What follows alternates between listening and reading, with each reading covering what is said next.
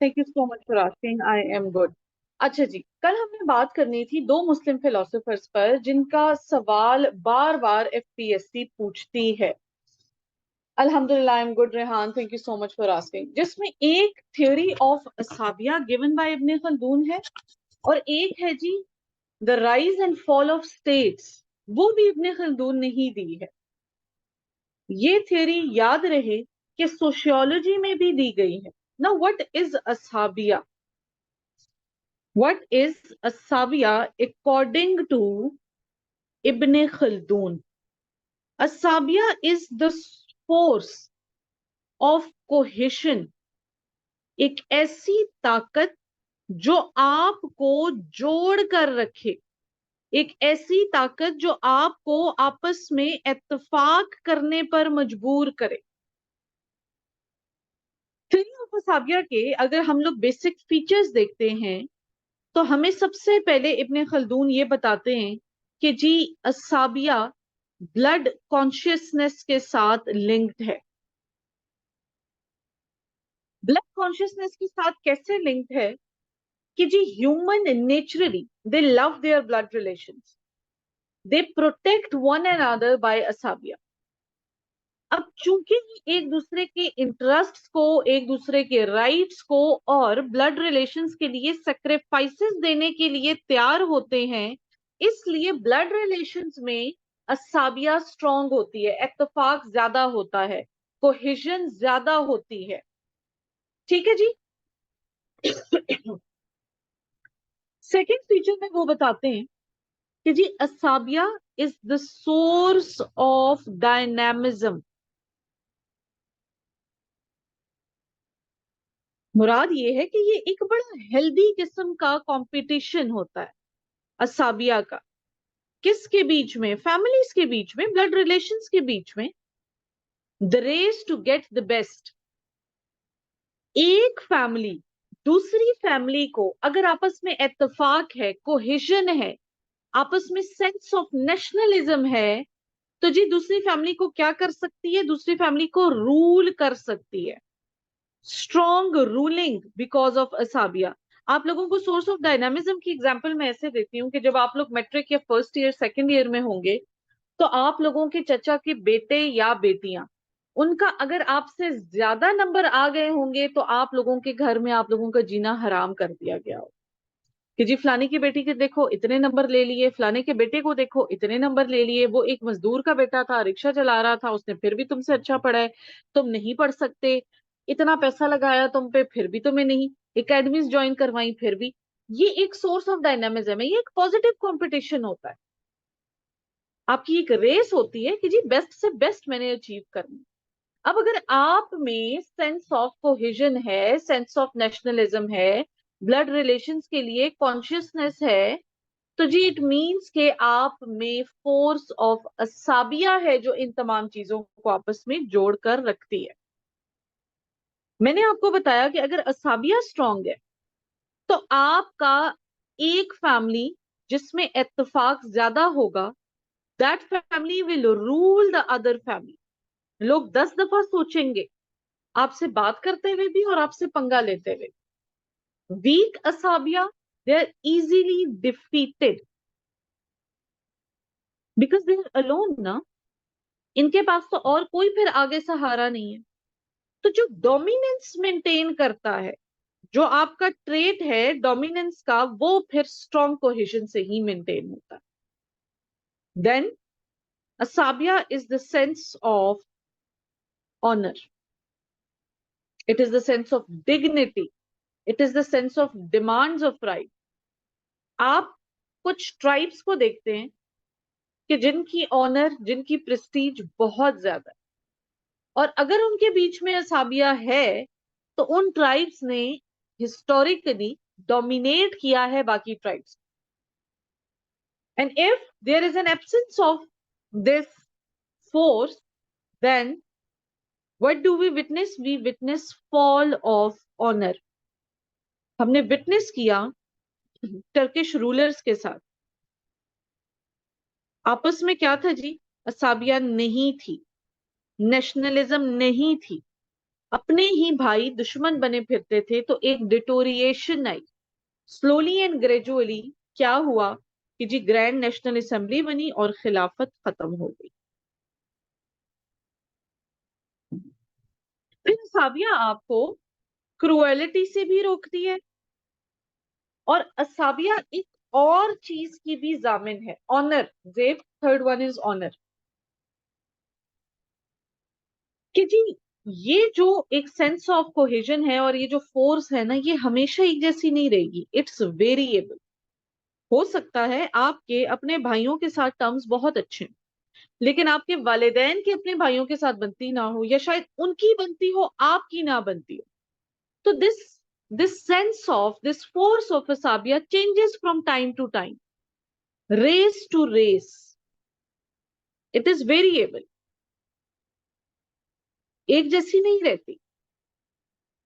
हाँ, लेकिन एक ऐसी चीज है जो ना रेस को देखे, ना कास्ट को देखे, ना किसी और चीज को देखे, और तमाम नेशन को एक साथ जोड़ कर रखे।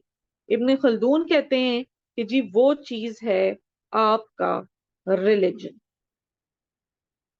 भले ही आप सामने वाले को जानते ही ना हो, लेकिन आपकी ये स्ट्रॉन्गेस्ट सोर्स है आपस में इत्तेफाक रखने के लिए, नेशनलिज्म मेंटेन करने के लिए। हम एज अ नेशन आज इंडिपेंडेंटली एक मुल्क में इसलिए रह रहे हैं बिकॉज वी हैड स्ट्रॉन्ग असाबिया at the time of colonisation. ना होती तो शायद आज हम भी इंडिपेंडेंट कंट्री ना हो। ठीक है जी। देन दिस असाबिया ensures the state stability, it ensures the state stability, and also if your state is stable then your state is sovereign। तो जी वो स्टेट्स, वो कौमें जो, कौन सा वर्ड नहीं समझ आ रहा Seema? Fifth point is that असाबिया prevents you from cruelty, from cruelty.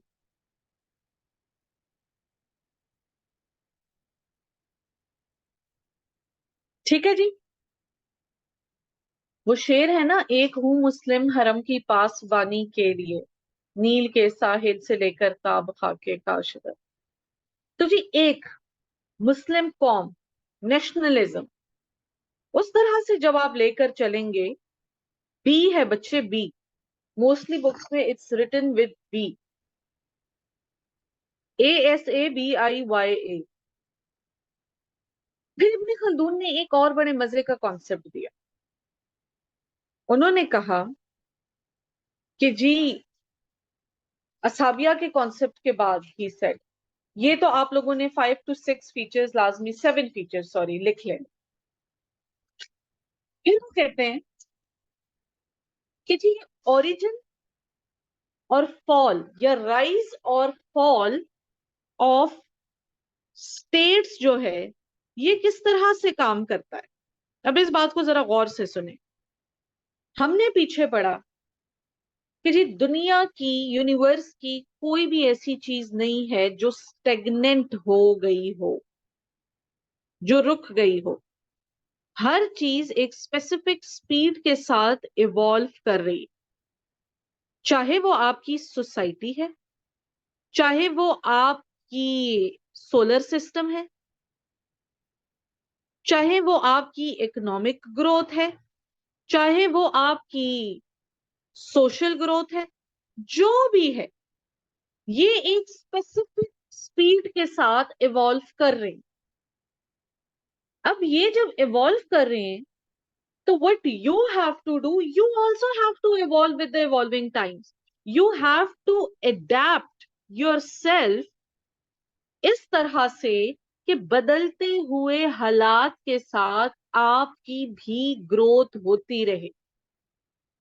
बच्चे, जहां आपने ये कह दिया कि जी my growth is now finished, या आपने ये कह दिया कि मैंने वो पीक टच कर ली है कि इससे आगे और कोई कामयाबी नहीं है, इसी दिन इसी लम्हे आपका जवाल शुरू हो जाता है।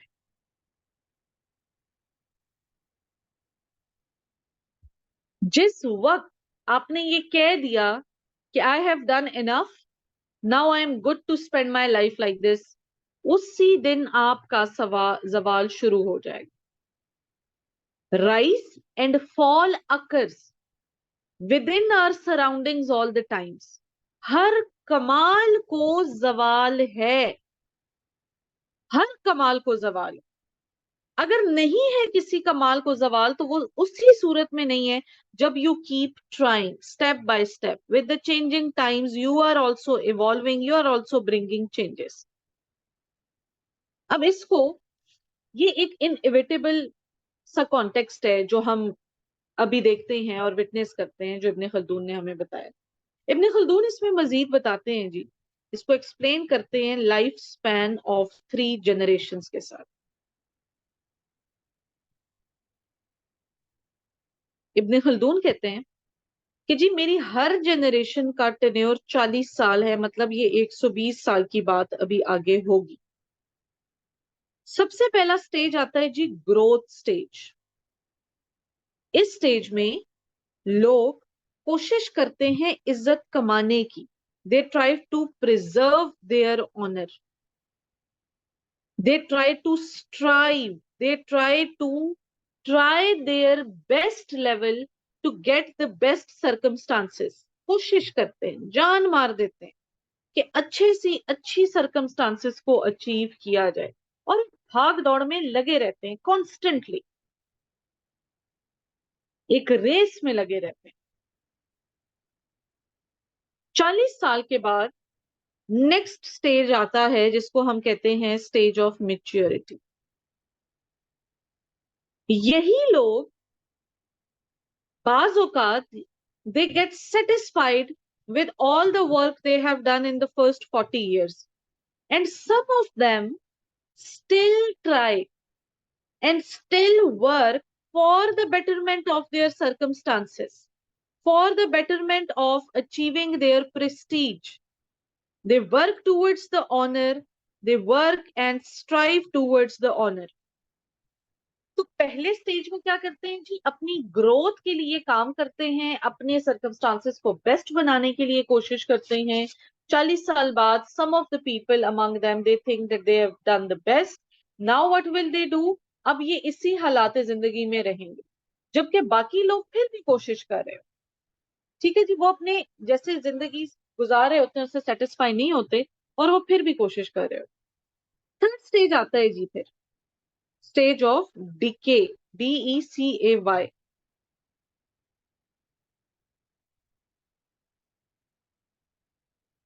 स्टेज ऑफ डिके में लोग रिलैक्स हो जाते हैं। लोगों को ये लगता है कि उनका जो अल्टीमेट गोल था वो इन्होंने अचीव कर लिया है, अब ये इसी जिंदगी के साथ अगले के 40 साल गुजारेंगे। बच्चे, हम लोग अपने पेरेंट्स को कहते हैं कि आपको क्या पता है, आपके जमाने में टेक्नोलॉजी थोड़ी थी, आप लोगों ने तो ब्लैक एंड व्हाइट टीवी देखा, फिर उसके बाद आप लोगों ने इवॉल्व होते हुए देखा। And some of our parents might not have seen electricity in their early ages of life, and later on जब इलेक्ट्रिसिटी आई तो आहिस्ता आहिस्ता उन्होंने क्या देखा, उन्होंने एक एवोल्यूशन देखी। अब इसमें होता क्या है कि हर दौर की रिक्वायरमेंट्स डिफरेंट है। हम फॉर एग्जाम्पल पेरेंटिंग की एग्जाम्पल भी अगर ले लें तो we treat children differently than we have been treated. Now the children are very much vocal. Now the children are very much into their needs. Whereas जो हमारी जनरेशन थी, we were more into the sacrifices.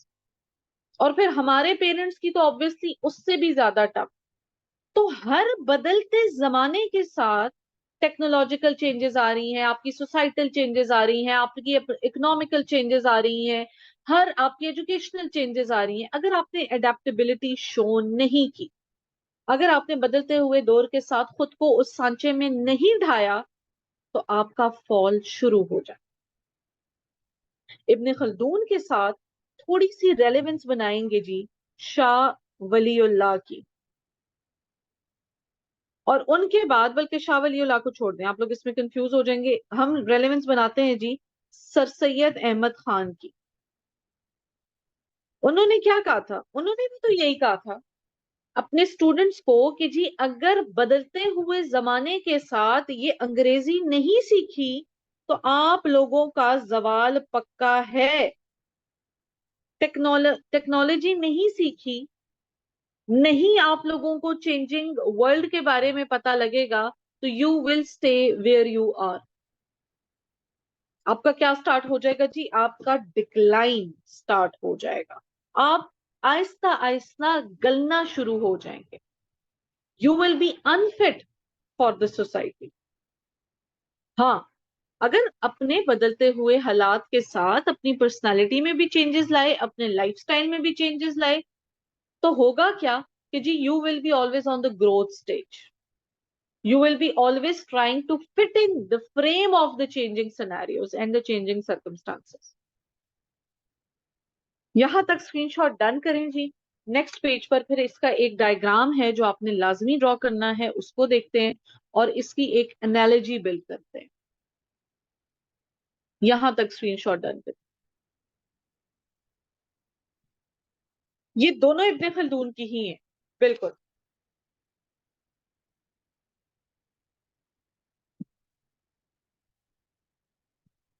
Sabah, is the screenshot done, please? आप ले लें आज screenshot.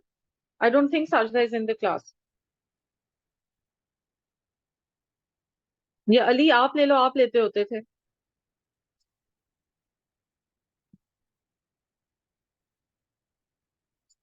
अच्छा जी, अब आगे चलते हैं। इसी अगर अभी मैंने जो आप लोगों को स्टेजेस बता दिए, अगर इसको मैं थोड़ा सा और एलिबरेट करूं तो आप ये देखें कि जो फर्स्ट स्टेज है, उस फर्स्ट स्टेज में इंसान करता है जी हार्डवर्क। फिर आता है जी सेकंड स्टेज। सेकंड स्टेज में इंसान अपनी कंट्रोल और अथॉरिटी के लिए कोशिश करता है, मेहनत करता है। थर्ड स्टेज में इंसान आदी हो जाता है लग्जरी का, इंजॉय करता है लग्जरी को, लेयर को। फोर्थ स्टेज में जब उसको ये एहसास हो जाए कि जी I have done enough, now I am going to just stay in my comfort zone, तो जब वो फिफ्थ स्टेज में इंटर होगा तो बच्चे फिफ्थ स्टेज में उसका डाउनफॉल शुरू हो जाएगा।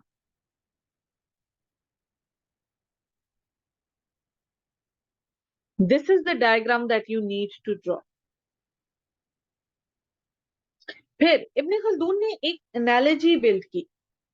उन्होंने कहा कि जी जो स्टेट्स हैं उनमें भी सेम अगर चेंजेस ना लाई जाएं वक्त, बदलते हुए वक्त के साथ, अगर फॉर्म्स ऑफ गवर्नमेंट्स को ना चेंज किया जाए तो क्या होता है? डाउनफॉल आता है। He build an analogy of an organism with that of the state.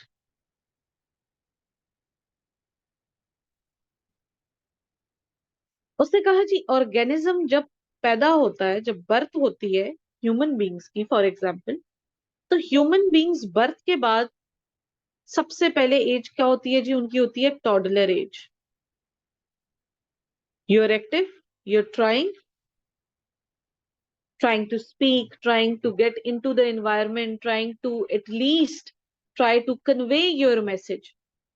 Toddler stage के बाद आपका आता है एडल्ट स्टेज। एडल्ट स्टेज के बाद आप बनते हैं जी यंगस्टर, और यंगस्टर बनने के बाद आपकी आती है old age. Now, would you be able to perform your functions at old age as you were able to perform in your toddler or the adult stage? You can't. Aahista Aahista क्या आना start हो जाता है? डिक्लाइन आना start हो जाता है, and ultimately it ends into the death. Similarly, state किस तरह से इवॉल्व हुई है? पहले हमारे पास कुछ डोमिनेंट फैमिलीज थी, इन फैमिलीज ने बनाई ट्राइब्स, इन ट्राइब्स ने बनाए क्लैंस, इन क्लैंस ने बनाए विलेजेस, और इन विलेजेस ने बनाई स्टेट्स। अब स्टेट्स को गवर्न करने के लिए बेस्ट वे क्या है? द बेस्ट वे इज कि जी आप एडेप्टेबिलिटी लाओ, आप वेरिएबल्स को सामने रखो, आप सोसाइटी को, स्टेट को स्टेगनेंट होने से बचाओ। Only then there will be the rise of the states, and if not then we will witness the fall of states. तो आपकी स्टेट का जो कामयाबी का एक कुलिया है, जो एक फॉर्मूला है, वो ये है कि जी आपको एक कांस्टेंट एफर्ट करनी है towards the growth. This is the theory given by Ibn Khaldun about असाबिया and the rise and the fall of the states. अच्छा जी, समझ आ गई है यहां तक? नाउ लेट्स सी कि what are the Iqbal views on इज्तिहाद। पहले तो आपको मैं ये बता दूं कि अगर अल्लामा इकबाल पे सवाल आता है और इज्तिहाद पे सवाल आता है तो अटेम्प्ट कर दीजिएगा, लेकिन अगर किसी और मुस्लिम फिलोसोफर पर सवाल आता है और वेस्टर्न फिलोसोफर ज्यादा अच्छा प्रिपेयर्ड है तो प्लीज वेस्टर्न फिलोसोफर को ही अटेम्प्ट कीजिएगा, ठीक है? एग्जामिनर आपसे ये बिल्कुल नहीं करेगा कि वो आपके नंबर इसलिए ज्यादा काटते कि आपने एक भी मुस्लिम नहीं अटेम्प्ट किया हुआ फिलोसोफर, बिल्कुल नहीं। आपकी जिस फिलोसोफर पर ग्रिप ज्यादा है, please just attempt that. Allama Iqbal and his theory of इज्तिहाद। अब ये जो changeability of life, evolution of life और चेंजेबिलिटी ऑफ सर्कमस्टांसेस की बात मैंने की है, उसी को रिलेट करेंगे हम इज्तिहाद के कॉन्सेप्ट के साथ भी, तो थोड़ा सा गौर से सुनिए। अच्छा जी, अल्लामा इकबाल के बारे में तो there is, I don't believe that there is a need to write the biography. He is the Muslim thinker. He was the president of Muslim League. He is our national poet. He wrote many books. He was the poet of Urdu and Persia. And I don't think कि इलामा इकबाल के बारे में हमें biography discuss ये करनी चाहिए, क्योंकि आप लोगों को सबको 3 क्लास से 4 क्लास से इनके बारे में पता है। इकबाल के वैसे तो बहुत सारे एहसानात हैं हम पर, लेकिन इन्होंने इज्तिहाद के लिए बड़ा काम किया है। इकबाल जिस जमाने में when he was growing up, तो उन्होंने एक चीज विटनेस की, उन्होंने ये विटनेस किया कि जी हमारे ऊपर जो मुस्लिम उम्मा है उनके ऊपर वेस्टर्न सिविलाइजेशन का एक डोमिनेंट दौर चल रहा है और हमारी उम्मा का एक डिक्लाइन चल रहा है, हम कॉन्स्टेंटली पस्ती की तरफ जा रहे। उन्होंने कहा ये वजह क्या है? हमारे पास तो ऐसी तारीख है जो शायद किसी के पास भी ना हो। तो ये वेस्टर्न सिविलाइजेशन इतनी डोमिनेंट हुई क्यों है आखिर? He said that I believe that there is a need of reconstructing our religious thoughts. Religious को अंडरलाइन करेंगे, रिलीजियस थॉट्स जो हमारे जहनों में एक इनहेरिटेड रिलीजन है, हम बस उसी को एक्सट्रीम समझकर बैठ गए, उसी को मुकम्मल समझकर बैठ गए। हम उसको रिकंस्ट्रक्ट नहीं कर रहे, हम उसको बदलते हुए हालात के साथ अप्लाई नहीं कर रहे, हम अपने मसाइल का हल आज के दौर के साथ, मॉडर्न टाइम्स के साथ नहीं निकाल रहे। जबकि हमारी सुई उधर ही अटकी हुई है कि खलीफा ने क्या किया क्या नहीं किया, कौन सी सजाएं हैं कौन सी नहीं है। हमारा तो दौर चेंज होता जा रहा है। मॉडर्न सोसाइटीज इस्लाम के दायरे में रहते रहते, शरिया के दायरे में रहते रहते अपने रिलीजियस थॉट्स को कैसे कंस्ट्रक्ट करें? चूंकि इर्द गिर्द हर जगह एक्सट्रीमिज्म था, तो इकबाल को इस पर थोड़ी सी मेहनत करनी पड़ी। पहले तो जी आप डेफिनेशन लिखें, इन्वर्टेड कॉमर्स में मैं बोल रही हूँ, इज्तिहाद इज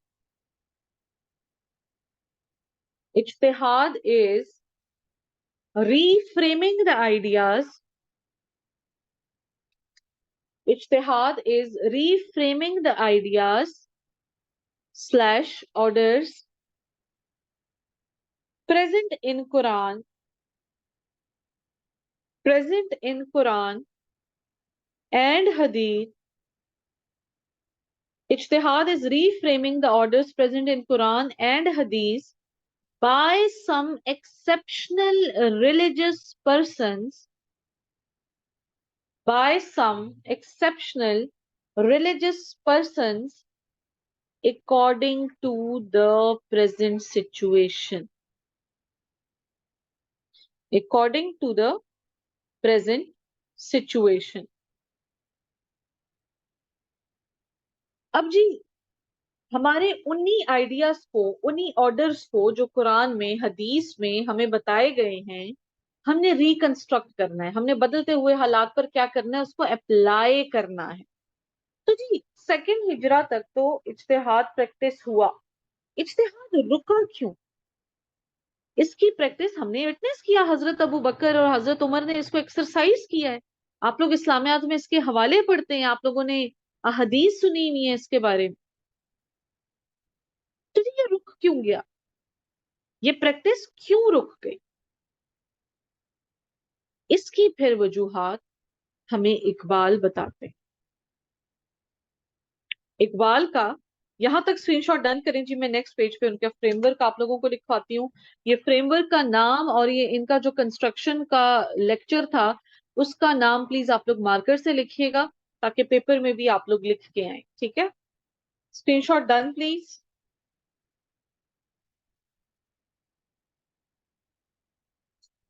अच्छा जी, जो भी बच्चा ले रहा है मुझे भेज दे, फिर व्हाट्सएप कर दे। इकबाल ने जो उनका फ्रेमवर्क है,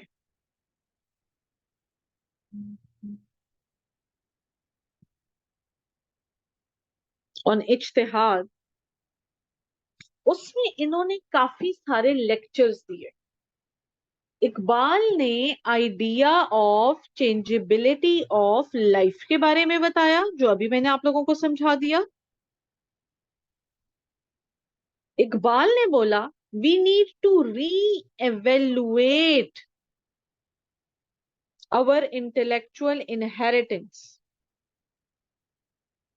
इस बात को समझें, हम जो दीन, जो मजहब सीख कर इनहेरिटेडली पैदा हुए हैं, अब हमें चाहिए कि हम उसको री एवेल्युएट करें। देखिए जमाना बदल रहा है, जमाने की नीड्स बदल रही हैं, हम उसी चीज पर स्टिक नहीं रह सकते। हाँ, कुरान हदीस शरिया के जुमरे में रहते हुए चीजों को देखना है, लेकिन कोई तो हल होगा ना। और आगे कैसे इस चीज का हल होना चाहिए और क्यों होना चाहिए, वो हम प्रेजेंट कंटेम्प्रेरी एग्जांपल्स के साथ देखते हैं। तो इकबाल ने कहा कि जी इन तमाम चीजों में there is a need to practise इज्तिहाद। इसी पर फिर इकबाल ने बहुत सारे लेक्चर्स दिए, और जो उनका 6th लेक्चर ऑफ रिकंस्ट्रक्शन था वो बहुत अहमियत का हामिल है।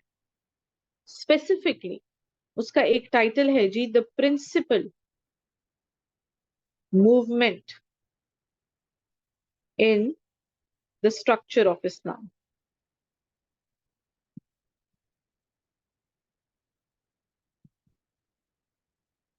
इन्होंने लेटर्स भी लिखे, लेक्चर्स भी दिए, ताकि ये किसी तरीके से ये जो इंटेलेक्चुअल इनहेरिटेंस हम लेकर आए हैं उसको रिकंस्ट्रक्ट कर सके, हमारे रिलीजियस थॉट्स को मजीद रिफाइन कर सकें आज के दौर के साथ।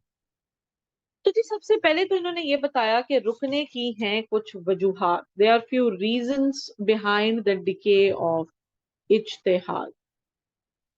पहली रीजन, इज्तिहाद की प्रैक्टिस इसलिए रुकी क्योंकि Muslims they were adhered to the extreme positions. इनको जब प्रोरोगेटिव्स दिए गए, अथॉरिटीज दी गई, तो जी ये अपनी उस ताकत के लालच में ही पागल हो गए। इन्होंने रिकंस्ट्रक्शन ऑफ या जो रीएवेल्युएशन ऑफ इंटेलेक्चुअल इनहेरिटेंस उसके बारे में सोचा ही नहीं। ये तो थे ही कि हमारे पास कंजर्वेटिव उलमा थे जो किसी सूरत इस हक में नहीं थे कि इज्तिहाद प्रैक्टिस होनी चाहिए। इससे ज्यादा मत लिखिएगा, बस कंजर्वेटिव उलमा लिख लीजिए। फिर जी हमारे पास थर्ड रीजन इज्तिहाद का डिके का, that was the rise and growth of Sufism. People considered themselves Sufis and they were stick with one belief and one faith। और इन्होंने हर उस तरह की बात को इग्नोर किया, हर उस बात को एक्सेप्ट करने से इनकार किया जो इनको मॉडर्न टाइम्स के साथ लिंक करनी थी। इन्होंने साफ साफ इनकार, चेंजिंग सिनेरियोस के साथ कोई एक्सेप्टेंस शो नहीं की।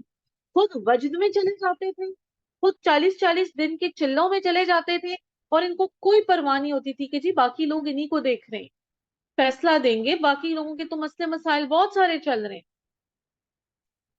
And then the fourth major reason why there was a decay in ijtihad is the destruction of Baghdad। अब बच्चे, जैसे पेरिस वेस्टर्न फिलोसफी का मरकज था, जैसे वो इंटेलेक्चुअल सेंटर था, इसी तरह बगदाद मुस्लिम इंटेलेक्चुअल्स का सेंटर था। जैसे ही बगदाद की डिस्ट्रक्शन हुई तो तमाम हमारे फिलोसोफर्स, उलमा, इंटेलेक्चुअल्स वो बेचारे फैल गए बाकी जगहों में। एक जगह से जो एक सेंटर था वहां से चले गए। तो उस वक्त mode of communications were not that strong, all दो लेटर्स के थ्रू इकबाल ने कन्वे करने की कोशिश तो बड़ी की, लेकिन इब्ने तमैया हो गए और ये हो गए। जब ये इस्लामिक लॉ पर बात करनी चाहिए थी उस वक्त डिस्ट्रक्शन ऑफ बगदाद विटनेस हो गया। तो इज्तिहाद तो फिर बिल्कुल ही पीछे रह गया ना। अब इकबाल एक बड़े मजे की बात करते हैं। इकबाल कहते हैं देखिए मेरी बात सुने, ये जो मुस्लिम एक सूफीइज्म में इंडल्ज्ड हैं और मुस्लिम्स अपना एक प्रॉपर माइंड बना के आए हुए हैं कि कांस्टेंट इस्लाम का जो भी शरिया है उस पर हमने रहनी है, उसमें हमने कोई चेंजेस नहीं करनी, उसको हमें रीएवेलुएट नहीं करना, और उसमें ये गुंजाइश भी नहीं है कि हम उसको रीएवेलुएट करें।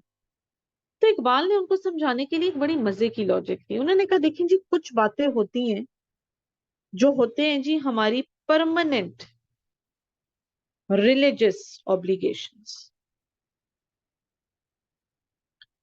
ये वो ऑब्लिगेशंस हैं जो आज से 1400 साल पहले हम पर फर्ज कर दी गई, जैसा कि है जी नमाज, जैसा कि है जी रमजान के रोजे, जैसा कि है जी ज़कात और हज।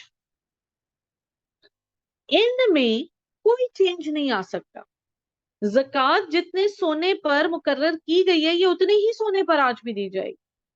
रमजान के रोजे आज भी 30 हैं, नमाजें आज भी 5 फर्ज की गई हैं, और हज हर साहिब निसाब पर फर्ज है। इसमें कोई चेंज नहीं है, ना आ सकता है। हाँ, लेकिन there are few obligations that we call मामलात। बच्चे, these मामलात आर सब्जेक्ट टू चेंज।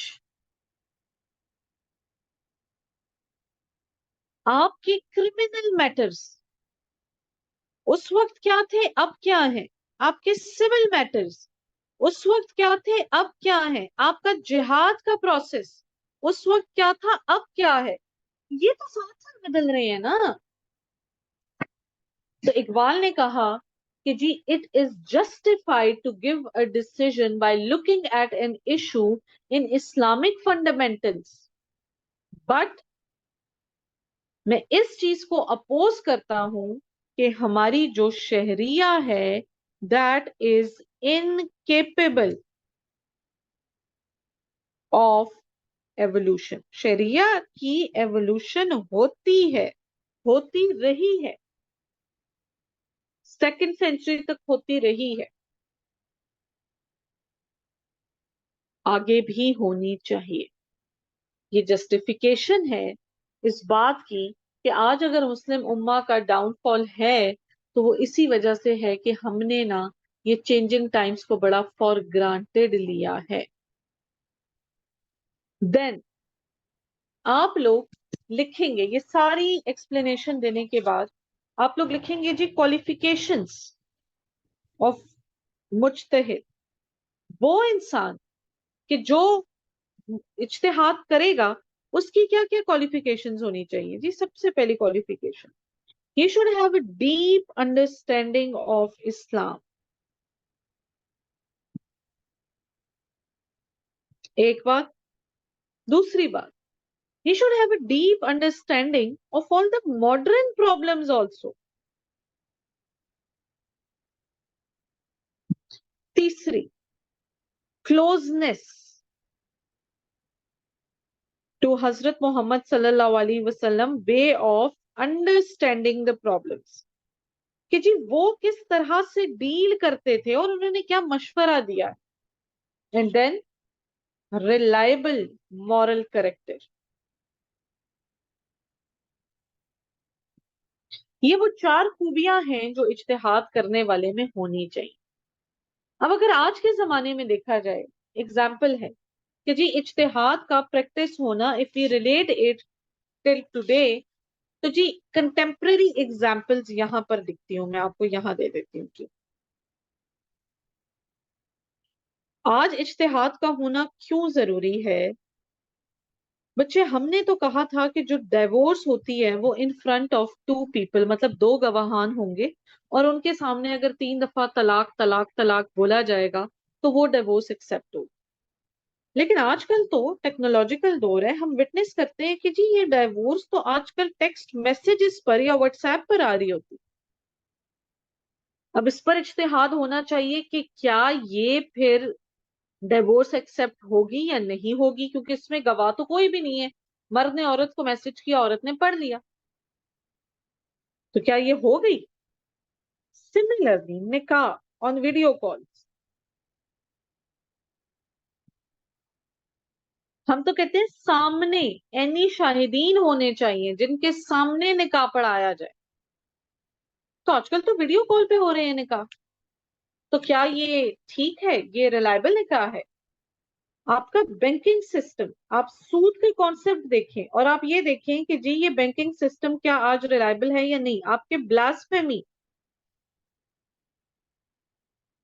इसके बारे में क्या है और क्या नहीं, इन सब चीजों पर इज्तिहाद प्रैक्टिस होना चाहिए और एक आउटकम निकलनी चाहिए। ठीक है जी। Okay, we are done here with Iqbal also. नमाज ब्रेक है जी, फौरन नमाज पढ़ के आए। टाइम क्या हो रहा है, इट इज 1 ओ, आज मैंने आपको ब्रेक, इट इज 1:56। 2:10 पे we are going to resume the class please. कल भी कुछ बच्चों को जब मैंने क्लास स्टार्ट कर दी वो नमाज पढ़ के आए तो मुझे बुरा लगा, क्योंकि उन्होंने मुझे 6-7 दफा मैसेज किया, मैम रिपीट रिपीट रिपीट। इसलिए प्लीज अभी उठे और नमाज पढ़ के फौरन आए।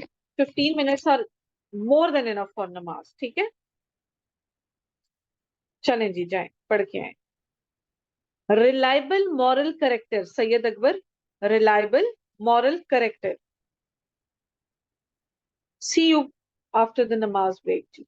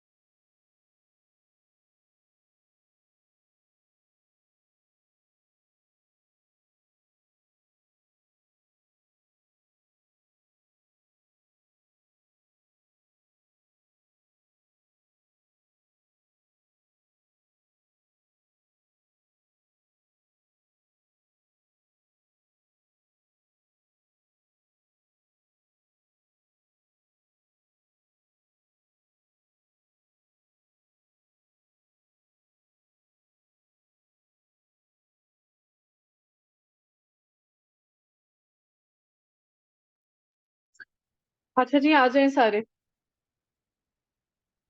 आई hope you people have prayed. It's going to be 15 minutes now. Still, if you people are not here, you will get the recording. लेकिन आज हमने कुछ बहुत important topics cover करने हैं, इस वजह से I have started the class. ठीक हो गया जी? अच्छा बच्चों, हमारे पास जब बेसिक कॉन्सेप्ट्स की बात करते हैं तो सबसे पहला बेसिक कॉन्सेप्ट हमें आता है कि जी स्टेट क्या है। What is a state? State एक ऐसी इंडिपेंडेंट सॉवरेन गवर्नमेंट एक्सरसाइज करने की जगह है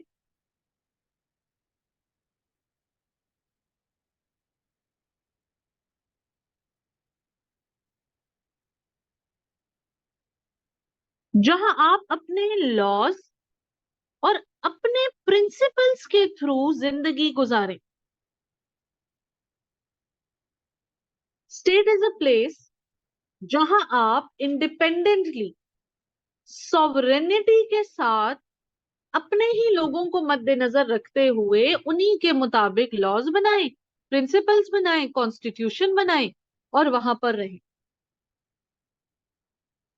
तो फिर नेशन क्या है? A large group of people living in a specific territory, connected by history, language, religion, anything, or culture, living at one place, sharing the same interests. इनमें से कोई सा भी एक हो सकता है।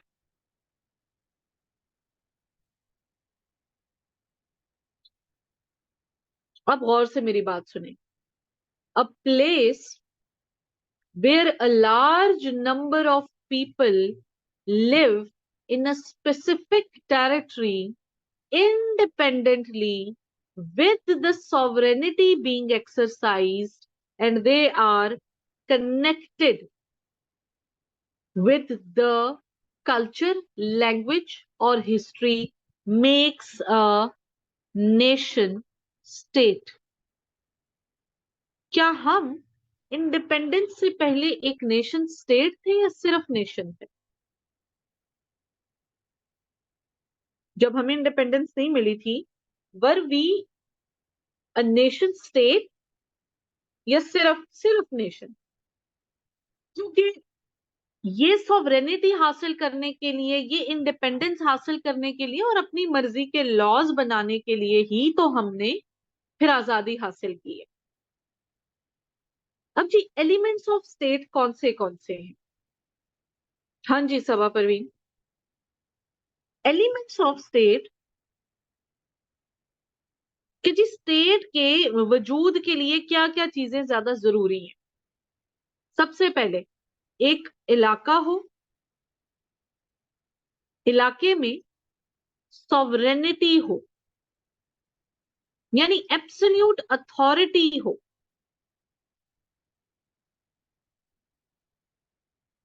फिर उसमें रहने के लिए कुछ लोग हों, और इन लोगों को फिर चलाने के लिए आपने कोई बंदोबस्त किया हो एडमिनिस्ट्रेशन का, कि ये जी माइट इज राइट वाला रूल तो नहीं हो सकता है ना।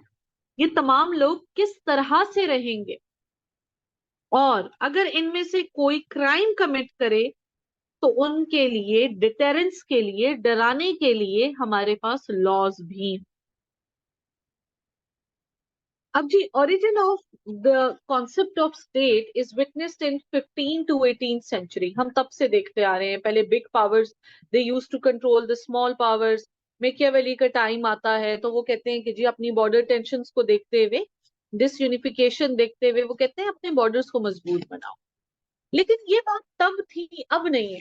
अब क्या हो गया है जी? अब माइट इज राइट का रूल नहीं। अब तमाम तर जितनी भी टेरिटरीज हैं वो इंटरनेशनली रिकग्नाइज्ड हैं।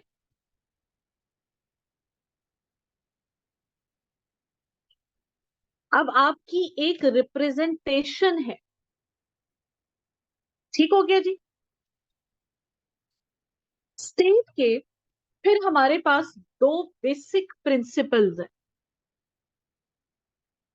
पहला प्रिंसिपल इसका ये है कि जी आपके स्टेट की स्टेट सॉवरेनिटी हो। अब स्टेट सॉवरेनिटी से मेरी क्या मुराद है जी? मेरी ये मुराद है कि मेरे कामों में हर स्टेट का अपना एक राइट होता है कि जी आप खुद को गवर्न करवाएं। आपकी मर्जी है मोनार्क से, आपकी मर्जी है लोगों से, या आपकी मर्जी है कि जी रिप्रेजेंटेटिव से। लेकिन ये आपकी मर्जी है कि वो किस तरह से स्टेट को चलाएंगे। और दूसरा जो बेसिक प्रिंसिपल है वो है जी नॉन इंटरफेरेंस का। एक तो मुझे ये हक हासिल है, ये प्रिंसिपल मुझसे कोई नहीं ले सकता। दूसरा जो मुझे सबसे बड़ा हक हासिल है वो है नॉन इंटरफेरेंस का। ना मैं किसी कंट्री के साथ, ना कोई कंट्री मेरे साथ ये ब्रीच करे लिमिट कि जी वो मेरे अफेयर्स में मिंगल करे। ये अलाउड नहीं है।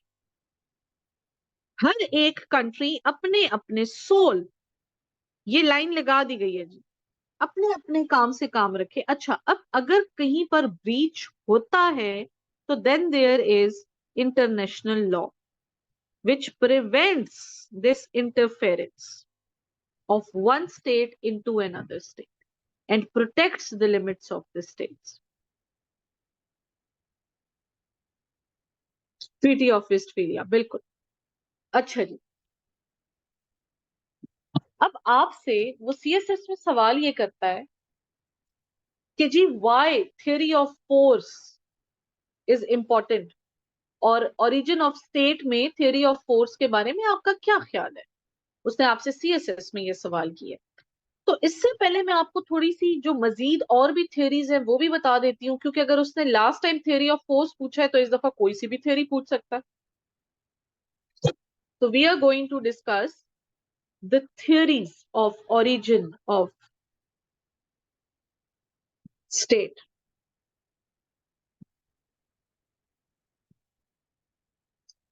पहली थ्योरी है जी डिवाइन थ्योरी। डिवाइन थ्योरी अपने नाम से ही इंडिकेट ये करती है कि जी स्टेट का बनना इंसान का कोई कमाल नहीं है, इसमें कोई ह्यूमन प्रोडक्टिव एफर्ट है ही नहीं। स्टेट तो बनी है जी गॉड के ऑर्डर से। गॉड ने अपना ऑर्डर डेलीगेट करके दिया किंग को, और किंग ने फर्दर क्या किया जी, स्टेट को बना दिया। Now he is being chosen by God.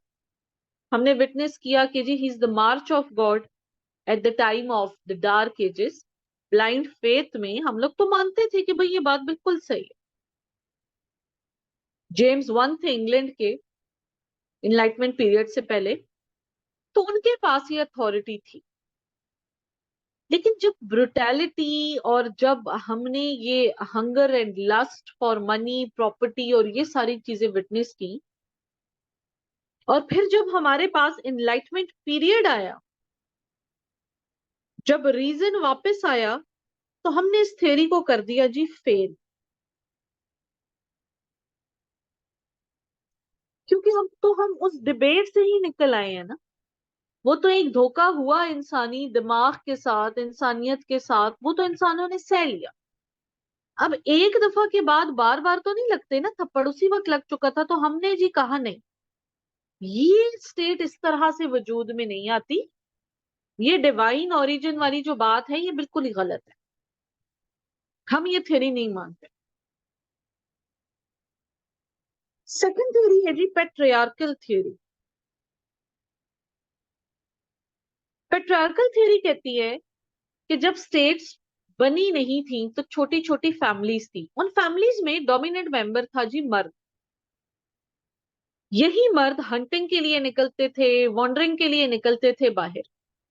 करते करते इनमें कोई एक मर्द ज्यादा पावरफुल होता था, तो वो अपनी फैमिली के साथ साथ बाकी दो फैमिलीज को भी गवर्न करना स्टार्ट हुआ।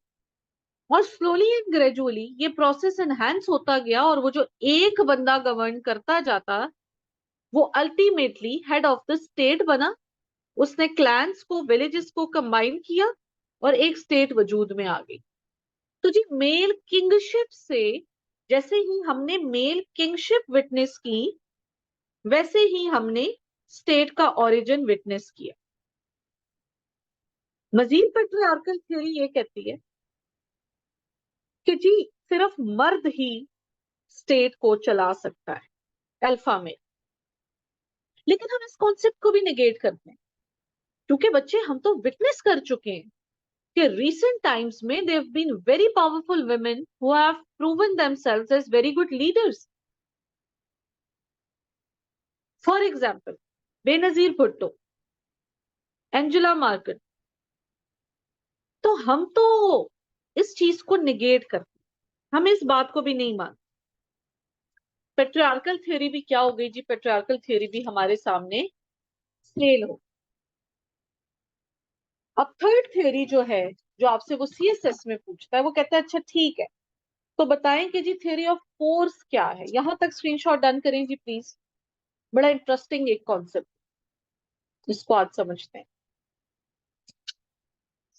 आप लोगों के नोट्स बनने चाहिए, जो मैं हेडर्स लिखवाऊं या जो मैं पॉइंट्स लिखवाऊं वो लिखते जाइएगा, क्योंकि इस पे यू नेवर नो आपसे सवाल वो पूछ। थर्ड थ्योरी है जी फिर हमारे पास द थ्योरी ऑफ फोर्स।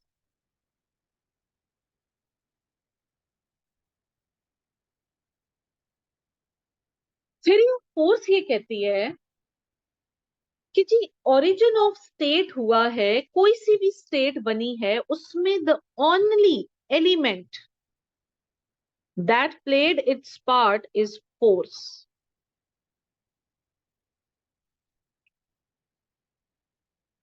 जितनी भी, नहीं दाऊद, आपसे उन्होंने थ्योरी ऑफ फोर्स पूछी है बच्चे, वो तो मैंने आपको इंट्रोडक्शन दी है ताकि आपको एटलीस्ट पता हो कि एक थ्योरी नहीं है ओरिजिन ऑफ स्टेट की, थ्योरीज ज्यादा है। जो आपसे पास्ट पेपर में सवाल पूछा हुआ है वो सिर्फ फोर्स थ्योरी के बारे में, और वो अब आपको अच्छा खासा मैं करा दूं। ठीक है जी। अच्छा, फोर्स थ्योरी ये कहती है कि स्टेट का वजूद में आना is the result of war and aggression.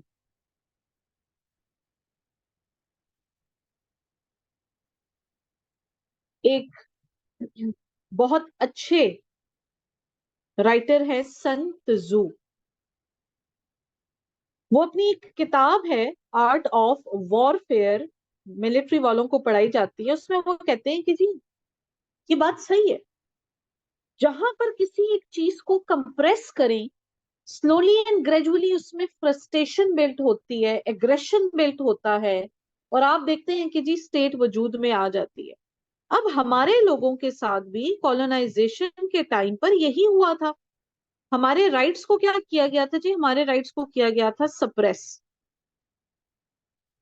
तो हमारे अंदर एक सेंस ऑफ फ्रस्ट्रेशन बढ़ती गई, और ये फ्रस्ट्रेशन बढ़ती बढ़ती इतनी बड़ी कि जी we ended up taking a complete state, building a complete state that we are living today.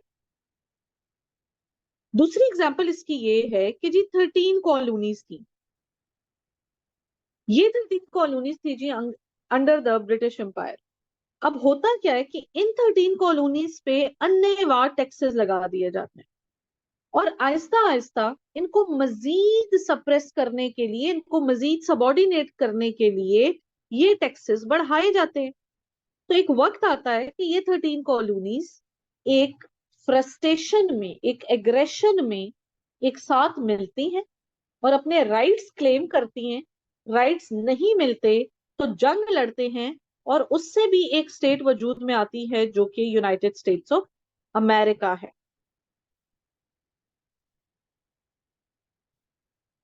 तो जी ये थ्योरी ऑफ फोर्स तो सही बात है। दूसरी बात, थ्योरी ऑफ फोर्स का जो ओरिजिन हुआ है, वो ओरिजिन कुछ यूं हुआ है कि जब ह्यूमन बींग्स की लाइफ शुरू हुई थी, तो जी बहुत ज्यादा स्ट्रगल था।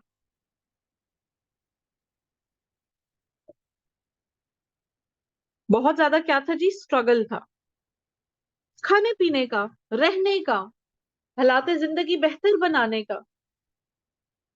अब इसमें होता ये था कि कुछ ग्रुप्स बनते थे, और ये ग्रुप्स बाहर जाते थे जी हंट करने के लिए या खाना वगैरह ढूंढने के लिए। They use to wander, they use to walk and they use to go out. अब इन ग्रुप्स में कुछ ग्रुप्स ऐसे थे, for example there 3 groups A B C, एक ही लोकेलिटी से निकलते हैं, और उसमें जो ग्रुप ए है दैट इज द स्ट्रॉन्गेस्ट, ये ग्रुप सबसे स्ट्रॉन्ग है। तो इसी ग्रुप का एक लीडर बन जाता था, जिस लीडर को हम कहते थे कि जी he is the king. Mighty था, पावरफुल था, वो अपनी फोर्स के थ्रू, क्योंकि बोलबाला तो उसका पहले से ही बन गया कि ये पावरफुल है, ये किंग है, वो अपनी फोर्स के थ्रू बाकी ग्रुप्स को अपने अंडर काम करने के लिए मजबूर करता।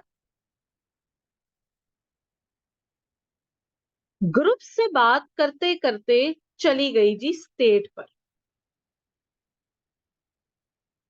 और स्टेट में भी यही king because of their brutality and because of the use of force states को जीत जाते थे, पूरी पूरी स्टेट अपने कब्जे में कर लेते थे।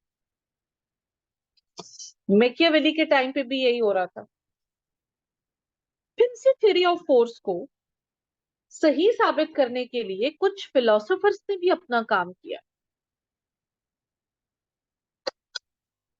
जैसे कि मैकियावेली। अब जब भी आप फिलोसोफर कोट करोगे आप ब्लैक मार्कर से लिखोगे, मैं ग्रीन से इसलिए लिखती हूं ताकि आप लोगों को पता हो कि ये रेलेवेंस क्रिएट हो रही है।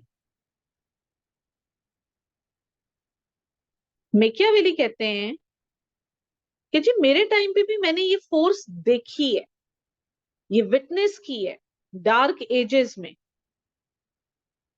ये सही बात है, स्टेट वजूद में आती है जब फोर्स यूज हो। कार्ल मार्क्स कहते हैं कि बिल्कुल ठीक है, स्टेट तो चलती ही फोर्स से है, जो कि एक तरफ वीकर इंडिविजुअल है, वर्कर, और एक तरफ स्ट्रॉन्गर है, नोबल। इस नोबल ने फोर्स एग्जर्ट करनी है वर्कर पर और काम चलाना है। फिर हमें तारीख से एग्जांपल मिलती है जी अलेक्जेंडर द ग्रेट की। तो Alexander the great only expanded his complete territory through force. और आज भी ऐसी बहुत सी इकोनॉमिक, मटेरियलिस्टिक और मिलिट्री एक्सपेंशंस हैं जिनको हम विटनेस करते हैं कि जी ये सारी मोनोपोली के through, behind the curtains, but use of force करके थर्ड वर्ल्ड कंट्रीज को एक्सप्लॉइट कर रहे हैं। अब चाहे इनके लिए इन्होंने इंटरनेशनल फाइनेंशियल जितने भी इंस्टीट्यूशंस बनाए हुए हैं, या चाहे वर्ल्ड बैंक बनाया हुआ है, चाहे IMF बनाया हुआ है, but somehow we are also into the clutches of being forcefully. Alexander the great ने भी एक्सपेंशन ऑफ टेरिटरी रेहान with the use of force की है। तो जी we are presently also in the clutches of use of force. तो ये तो फोर्स थ्योरी बिल्कुल सही साबित हो रही है और रिलेट हो पा रही है हमारे साथ। लेकिन इसका बच्चे फिर कुछ क्रिटिसिज्म भी है। आपने पहले स्टेट की एग्जांपल दी, अच्छा चले मैं एंड में ना आपको क्वेश्चन की हेडिंग्स भी बता देती हूँ कि किस तरह से चलेगा। यहां तक स्क्रीनशॉट डन करें तो जी हम इसका क्रिटिसिज्म फिर देखें।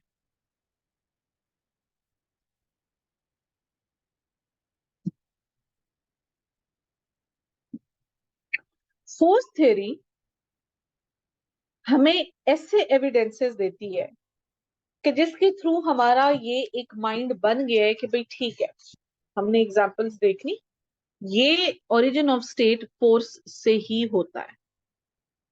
लेकिन इस पर फिर फिलोसोफर्स ने कुछ क्रिटिसिज्म किया। अब क्रिटिसिज्म क्यों करना जरूरी है? दाऊद ने मुझे कहा कि मैम दो दो लाइनों वाली थ्योरी से तो हम 20 नंबर का सवाल नहीं लिख सकते ना, तो थ्योरी ऑफ फोर्स टोटल है ही ये। अब इसमें एग्जांपल्स भी लिख ली, इसमें हिस्ट्री भी लिख ली, इसमें आपने क्रिश्चियनिटी से, स्पिरिचुअलिटी से बात आज दिन तक भी कोर्ट कर दी, फिर भी 3 पेजेस भरे। तो अब आप उसको बताएंगे क्रिटिसिज्म, अब आप उसको बताएंगे कि जी इस पे बात खत्म नहीं होती, बात अभी और भी बाकी है।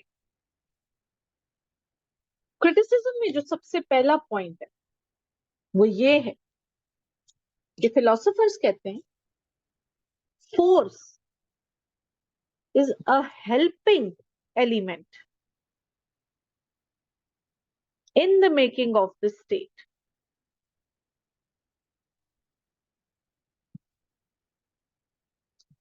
मदद जरूर करता है, but it is not the deciding factor. मदद जरूर करता है जी, हेल्पिंग एलिमेंट है, लेकिन डिसाइडिंग फैक्टर नहीं है। फोर्स के अलावा भी हमारी ब्लड रिलेशंस, हमारी फोर्स ऑफ असाबिया, हमारी आपस में भाईचारा, हमारा रिलीजन, हमारी लैंग्वेज, हमारी पॉलिटिकल अवेयरनेस, ये भी वो तमाम ऐसी चीजें हैं जिन्होंने कंट्रीब्यूट किया है ओरिजिन ऑफ स्टेट में। आप इनको कैसे निग्लेक्ट कर रहे हैं? यही रिलेशंस, यही लैंग्वेज या यही political awareness at the time of colonisation और at the time of 13 colonies भी थी। रिलीजन को ओमिट कर दें, और यही सारा हमारे पास भी था। हाँ, फोर्स हेल्पिंग एलिमेंट है, लेकिन फोर्स डिसाइडिंग एलिमेंट नहीं है। फिर with the passage of time हमने तो बिल्ड किया है फेडरल सिस्टम। फेडरल सिस्टम में होता क्या है बच्चे, कि जो सेंटर होता है वो इतना स्ट्रांग नहीं होता, वो प्रेरोगेटिव्स दे देता है, वो ऑटोनॉमी दे देता है अपनी यूनिट्स को, अपने स्टेट्स को, उनके प्रोविंसेस को। तो भाई फेडरल सिस्टम तो साफ साफ इस चीज की एग्जांपल है that states are made with the corporation.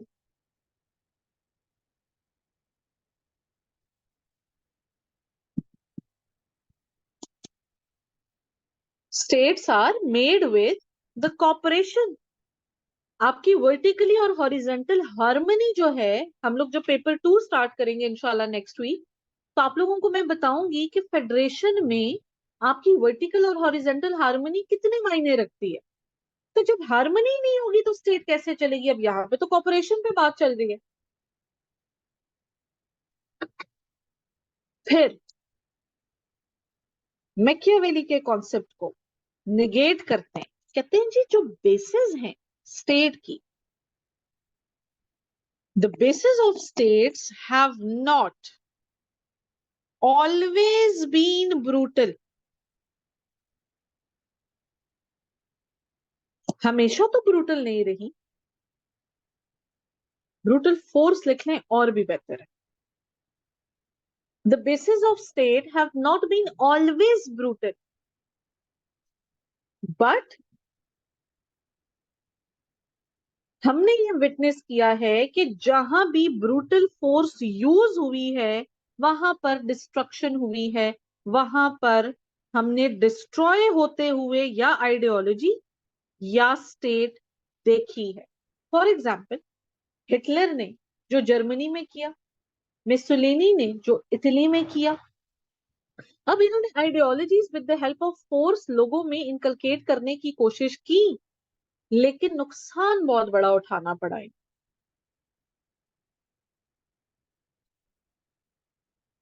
4 point, वो कहते हैं जी real and permanent basis of state is moral force, not the brutal one. It is the moral force. आपकी स्टेट तो वेलफेयर ऑफ द पीपल के लिए आती है ना वजूद में। आप हमेशा उसकी बेस को ब्रूटल तो नहीं रखते हो। It comes into existence for the welfare of the people. So how can you say that the permanent basis of the state is only the brutal force? No, it is the moral force. Then बच्चे force theory है बहुत अच्छी, but it is totally against the concept of democracy.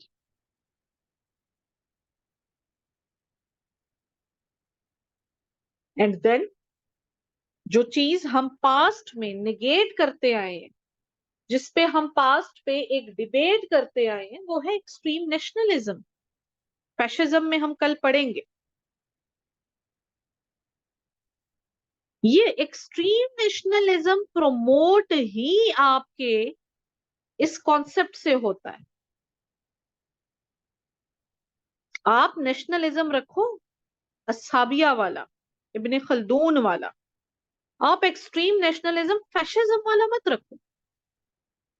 रखोगे तो फिर वो destruction जो fascism करके मिसोलिनी ने करवाई थी, फिर वही होगी. अच्छा बच्चे, क्रिटिसिज्म भी तो इस पे है. 6 से 7 हेडर आपके ये भी बनेंगे. लेकिन फिर भी फोर्स थ्योरी की ना इंपॉर्टेंस बड़ी है. आप एक मजे से लिखेंगे due to the shortcomings, due to या डिस्पाइट. ड्यू टू को छोड़ दें, मैं आप लोगों को अच्छा जुमला बताती हूँ. Despite the shortcomings, the force theory has some importance.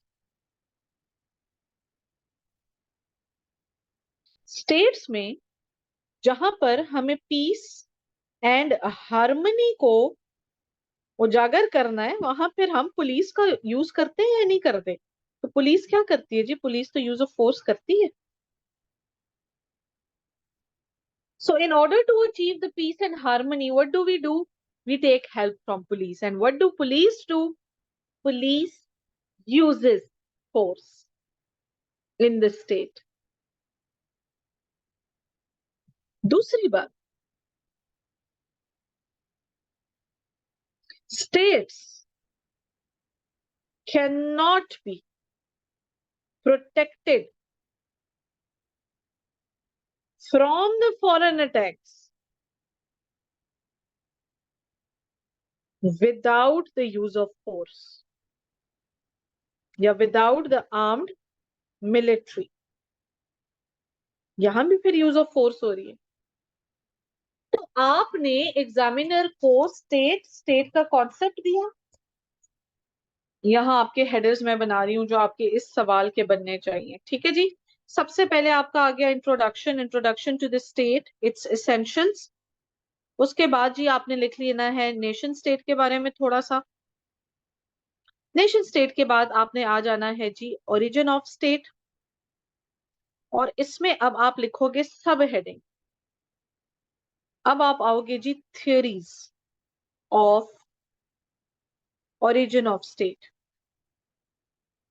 Theory of origin of state में सबसे पहले आपने थ्योरी बता देनी है जी डिवाइन थ्योरी, जो कि दाऊद को बहुत छोटी लगी.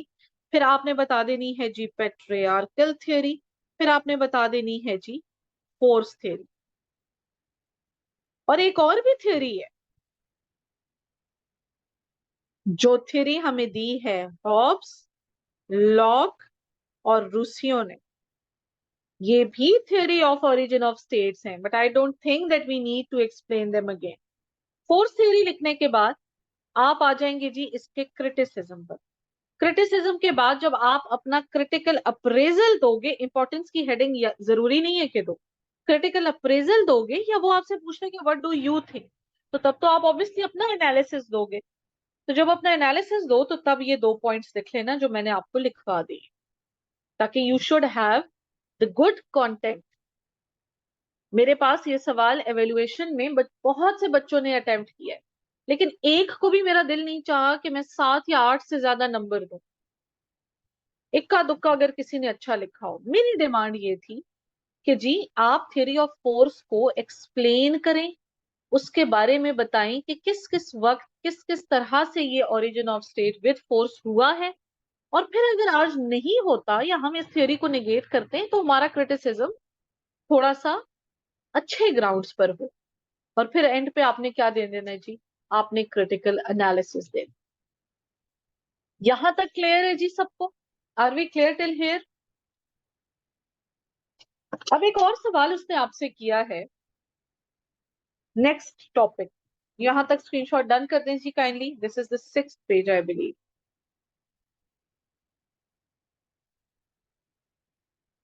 तो हम आगे चलते हैं फिर। समझ आ गई है सबको?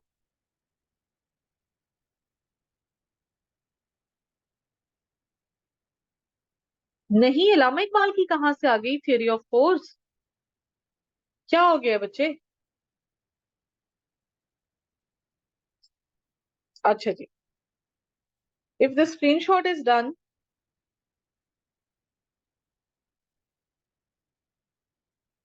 बिल्कुल डिफरेंट है, स्टेट डिफरेंट चीज है, नेशन स्टेट डिफरेंट चीज है, इसीलिए पहले मैंने दोनों को अलग अलग आप लोगों को करके बताया है।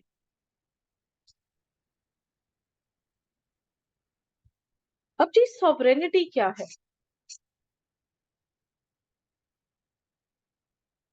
नहीं, if even it is not relevant, you have to have exceeded towards 5 pages at least। 2 से 3 पेजेस वालों को नंबर बहुत इक्का दुक्का अली। बच्चे, अगर आपकी राइटिंग बहुत अच्छी है और अगर आप नहीं ज्यादा एक्सटेंड कर पाते तो 5। हेडिंग ज्यादा देंगे, ज्यादा वो पेपर अटेम्पटेशन में मैं आप लोगों को समझा दूं। जेब, आप कहाँ थी बच्चे? मैंने शुरू में स्टेट का स्टार्ट करते ही मैंने आपको स्टेट और नेशन स्टेट दोनों में फर्क बताया है।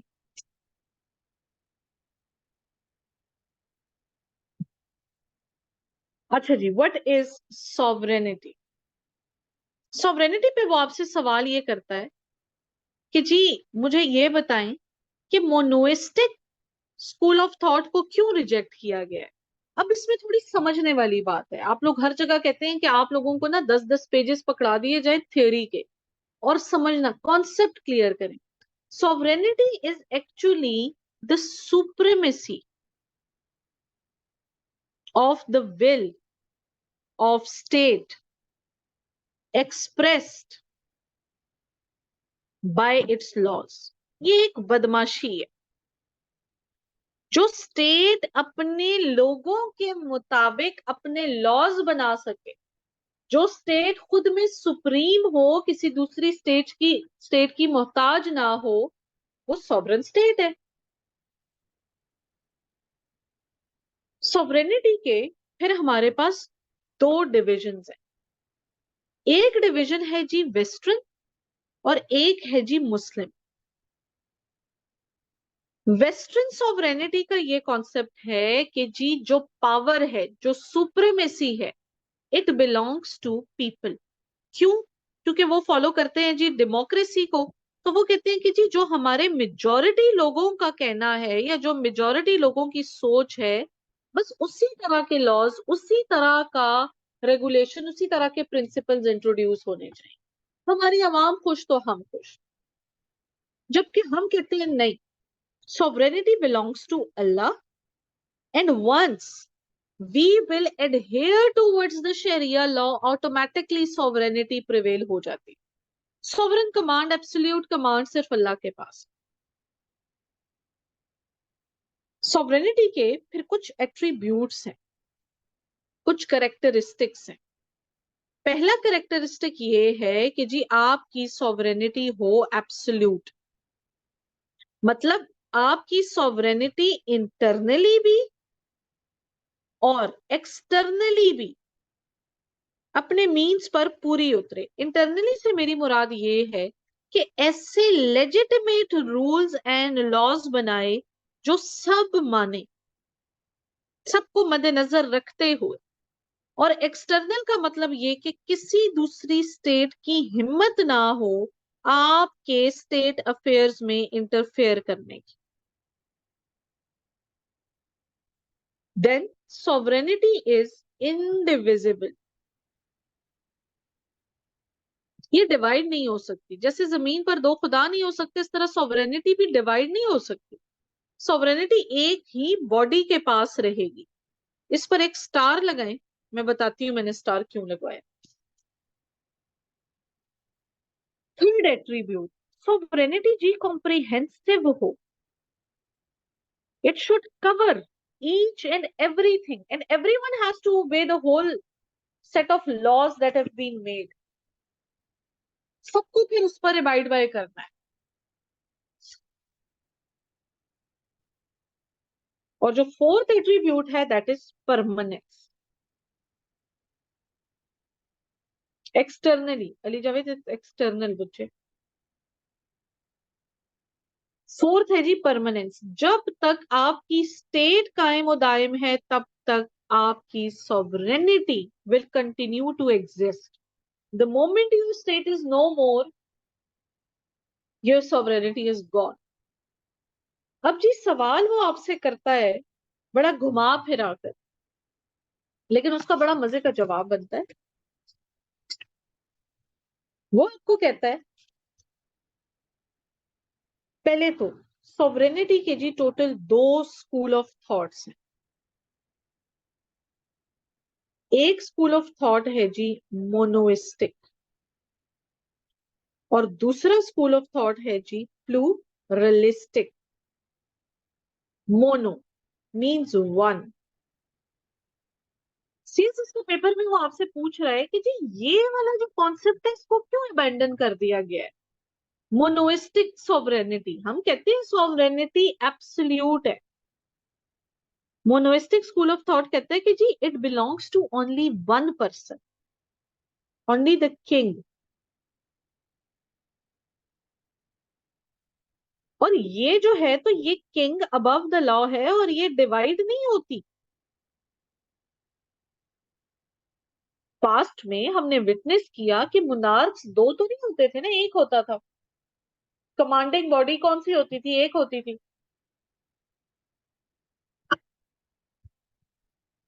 तो इस कॉन्सेप्ट को क्यों हम गलत साबित कर रहे हैं? बात तो ठीक है, एट्रीब्यूट में भी देख रहे हैं कि ये तो इनडिविजिबल है सॉवरेनिटी. तो बच्चे हमारे पास जो दूसरा स्कूल ऑफ थॉट है वो है प्लूरलिस्टिक स्कूल ऑफ थॉट, जो कि प्रेजेंट किया है लेस्की ने और प्रेजेंट किया है बार्कर ने. वो कहते हैं हम इस कॉन्सेप्ट को नहीं मानते. सॉवरेनिटी किसी एक कमांडिंग बॉडी के पास नहीं होती. It does not reside with one, it resides in many. हमने कहा जी हमें प्रूफ बताएं. तो लास्की ने एक बहुत मजे की एग्जाम्पल दी. उसने कहा जी हम जो आजकल जिस दौर में रह रहे हैं वो है जी democratic era. Monoistic school of thought इसलिए आज भी एप्लीकेबल नहीं है क्योंकि डेमोक्रेसी में सबसे पहला चैनल क्या है जी? पॉपुलेशन है. हमने वेस्ट में पढ़ा ना कि पॉपुलेशन को मिल जाती है, लोगों को मिल जाती है सारी सॉवरेनिटी.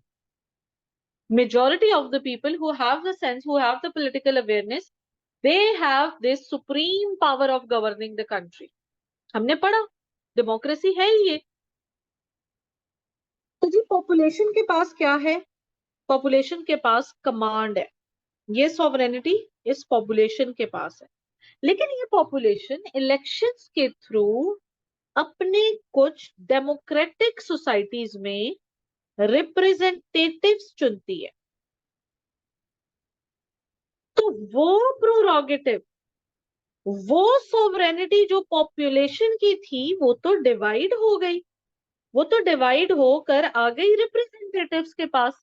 उसने अपना इख्तियार किसको दे दिया? इलेक्टेड रिप्रेजेंटेटिव को दे दिया कि ये लो, ये मेरा इख्तियार था, अब ये आप ले लो, अब इस पे रूल मेकिंग करते हो, जो भी करते हो, बस मेरी ये डिमांड है, ये पूरी हो जा रही. रिप्रेजेंटेटिव्स ने फर्दर, यहां पे पहली दफा सॉवरेनिटी डिवाइड हो गई. रिप्रेजेंटेटिव्स ने फर्दर इन्हीं की डिमांड्स सामने रखी एग्जीक्यूटिव के. रिप्रेजेंटेटिव के पास जो सॉवरेनिटी थी वो तो डिवाइड हो गई. वो तो अब डेलीगेट हो गई है एग्जीक्यूटिव के पास।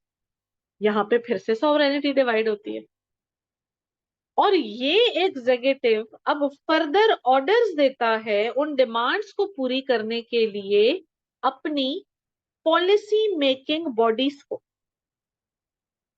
अब ये पॉलिसी मेकिंग बॉडीज को जब ये इख्तियार देता है, तो मतलब कि फिर से सॉवरेनिटी डिवाइड हो गई, फिर से ये क्या हो गई, डेलीगेशन ऑफ पावर हो गई। ये इंस्टीट्यूशंस फिर, जिसमें आपकी ब्यूरोक्रेसी भी आती है, ये फिर इस पर पॉलिसी मेकिंग करते हैं, और पॉलिसी मेकर से मजीद ये पावर डिवाइड होती है, ग्रेड 17 तक आती है, और आप जब एसी बनते हैं तो आपको मिलती है। तो हमने मोनोइस्टिक स्कूल ऑफ थॉट में तो ये डिवीजन कहीं देखी ही नहीं, लेकिन प्लूरलिस्टिक स्कूल ऑफ थॉट इस चीज की गवाही देता है कि डेमोक्रेटिक सोसाइटीज में आपकी सॉवरेनिटी बेशक आपके भले के लिए आगे तक गई है, डेलीगेट हुई है, लेकिन वो डिवाइड तो हुई है, आपसे इख्तियार तो गया है आगे। हाँ, अब अगले इलेक्शन के लिए, अगले पॉलिटिकल सिस्टम के लिए इंतजार करें, वो अलग बात है। बट यहां तक हम इस चीज को निगेट करते हैं।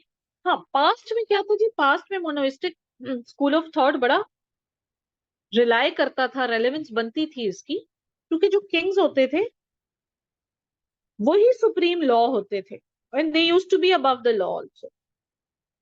लेकिन अब ऐसा नहीं है, इसलिए हम इस कॉन्सेप्ट को निगेट करते हैं। तो सीएसएस में वो आपसे पूछ रहे हैं कि why this concept has been abandon, तो आप ऐसे नहीं लिखोगे, आप पहले सॉवरेनिटी को लिखोगे, उसके बाद आप सॉवरेनिटी में जो वेस्टर्न कॉन्सेप्ट है, मुस्लिम कॉन्सेप्ट है, उसका बताओगे, उसके एट्रीब्यूट्स बताओगे, एट्रीब्यूट्स के बाद स्कूल ऑफ थॉट्स बताओगे, स्कूल ऑफ थॉट्स के बाद मोनोइस्टिक और प्लूरलिस्टिक स्कूल ऑफ थॉट, उसके बाद जब ये एक डायग्राम ड्रॉ करके फिर नीचे पैराग्राफ फॉर्म में लिख लेंगे और क्रिटिकल एनालिसिस दे देंगे।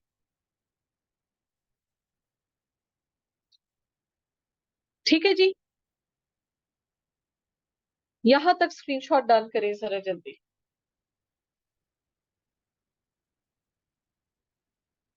We still have 9 minutes. We'll be able to complete it. समझ आ गई ये सब बच्चों को?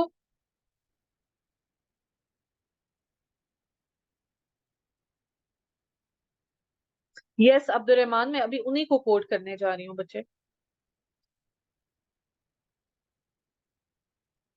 हमें जो ये सॉवरेनिटी का कॉन्सेप्ट है वेस्ट में, ये दो तरह से डिवाइडेड है। ठीक है, एक मैंने आपको बताया कि जी वेस्टर्न सॉवरेनिटी है। अगर वेस्टर्न सॉवरेनिटी पे सवाल आए तो आप लोगों ने अन्यवा एक तो पॉपुलर सॉवरेनिटी का बता देना है। पॉपुलर सॉवरेनिटी के बाद who give the concept, Hobbes. आपने हॉब्स के बारे में लिखना है। ठीक है जी। Then monistic school of thought में हॉब्स को कोट करेंगे, लेकिन सॉवरेनिटी लॉक ने भी बताई है रिप्रेजेंटेटिव्स के पास, और फिर रूसियो ने भी बताई है टुवर्ड्स द जनरल विल। तो three of the philosophers they actually described कि वेस्टर्न पॉलिटिकल थॉट में जब हम सॉवरेनिटी को देखते हैं तो हमने ये चीज विटनेस कर ली है कि जी the power belongs to whom, it belongs to the people except Hobbes. Hobbes आपने कोट करना है मोनोइस्टिक स्कूल ऑफ थॉट, मतलब लिबरल डेमोक्रेटिक सिस्टम की बात हो रही है। लेकिन मुस्लिम कॉन्सेप्ट ऑफ सॉवरेनिटी जब आएगा, या इस्लामिक कॉन्सेप्ट जब आएगा, तो जी उसमें फिर आप लिखोगे कि sovereignty belongs to Allah, man is answerable to Allah. अमाना का कॉन्सेप्ट है सॉवरेन स्टेट में, इस्लामिक सॉवरेन स्टेट में अकाउंटेबिलिटी का कॉन्सेप्ट है। लॉज शहरिया लॉ है। रिलीजन एंड पॉलिटिक्स दोनों को साथ ही चलाना है। और फिर last absoluteness, it also belongs to Allah. तो जी ये थोड़ा सा हमने सॉवरेनिटी पर बात की। इट इज, अगर आप अब्दुल रहमान इसको हॉब्स के साथ भी रिलेट करो तो it is somehow relevant to Hobbes also। Hobbes का भी सोशल कॉन्ट्रैक्ट यही था ना, और लेजिटिमेट भी था, खुद लोगों ने करवाया था।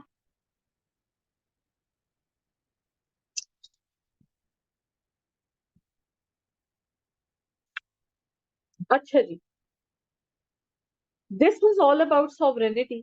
नेक्स्ट क्लास में we shall be discussing some more basic concepts, and after that we will switch towards inshallah our paper 2 towards the constitutions।